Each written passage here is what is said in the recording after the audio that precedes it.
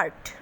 In early 2018, I asked a parliamentary question about the number of permanent residents or PRS who remained PRS for more than 10, 15, 20 and 25 years respectively, and the common reasons cited by these individuals for not taking up Singapore citizenship.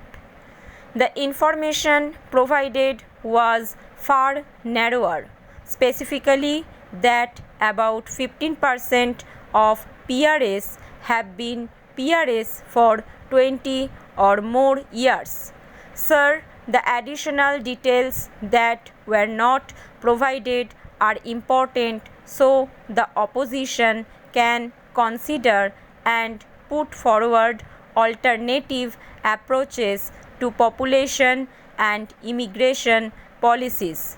The data would also put into stark relief the relevance of referring to someone as a local in our statistical data when it is clear either that some PRs do not want to become Singapore citizens or the state has no plans to extend citizenship to them. Mr. Speaker, I accept that such matters are sensitive and the government's unwillingness to provide the data in the format or detail requested may arise not because of an unwillingness to disclose information. Instead, there could genuine concerns about how the information will be used or perhaps misused to rile pockets of the population, since PR policy is closely tied to immigration and jobs. But it is my case, Mr. Speaker, that the government will have to find a new way of dealing with such difficult matters.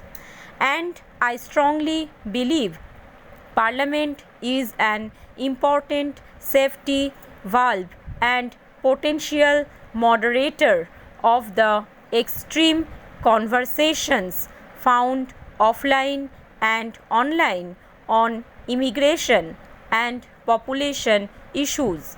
To that end, later in my speech, I will suggest some alternative approaches for the government's consideration.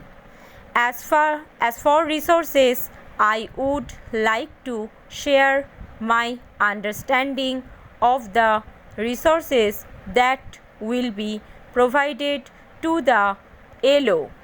This is important for the public to know in formulating their expectations.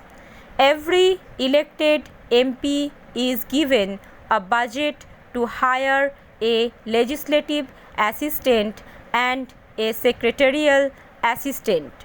The legislative assistant is paid an allowance of $1,300 per month and the secretarial assistant is paid an allowance of $500 a month.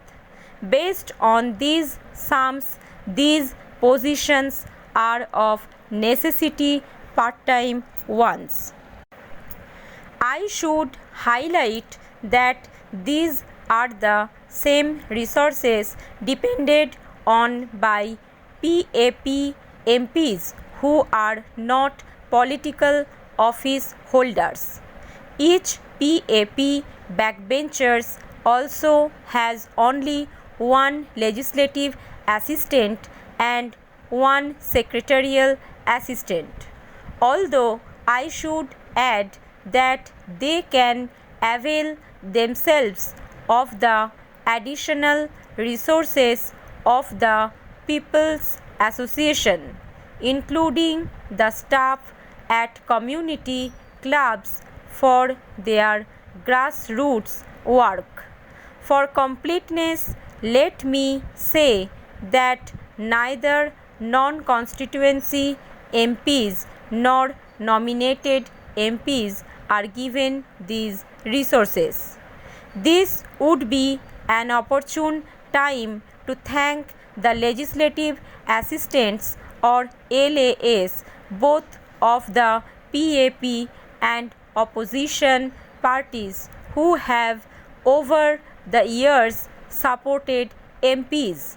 For the office of the LO, the government has allocated a budget for 3 more legislative assistants, applying the standard allowance for LAS.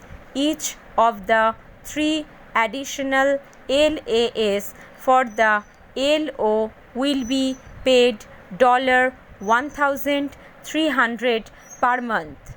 Again, these have to be part-time positions. An administrative assistant has also been made available to the office of the LO by Parliament. By contrast, it is useful to remember that a sitting government has at its disposal the resources of a Singapore public service of 146,000 full-time officers. Of these, 85,000 are members of the civil service. The LO's office will not have the breadth and depth of the party in government in coming up with alternative policies. Nonetheless, the WP will continue pursuing alternatives we feel are important for Singapore. An example being the proposal for redundancy insurance for workers as put forth in the last term of Parliament. We will continue to advance meaningful alternatives for deliberation and debate, and will strive to improve on the quality of the alternatives suggested. Another change that has happened, which led to the appointment of LO, is that there are more opposition MPs in Parliament than at any time since the years following our independence in 1965. Mr. Speaker, members of Parliament are vox populi, the voice of the people. To raise in Parliament what the people cannot do directly is the duty of the government, ruling party and the opposition. The WP intends to raise matters in Parliament that are important to the people of Singapore that the government and PAP backbenchers may not. We intend to scrutinize policies to the best of our ability.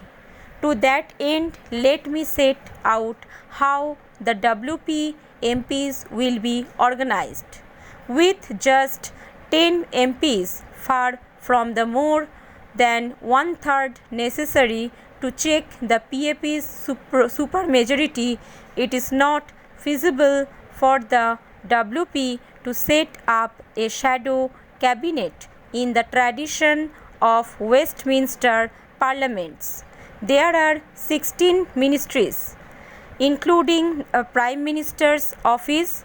These 16 ministries have the resources of 37 political office holders from parliamentary secretary upwards. Of these, 3,720 are full ministers.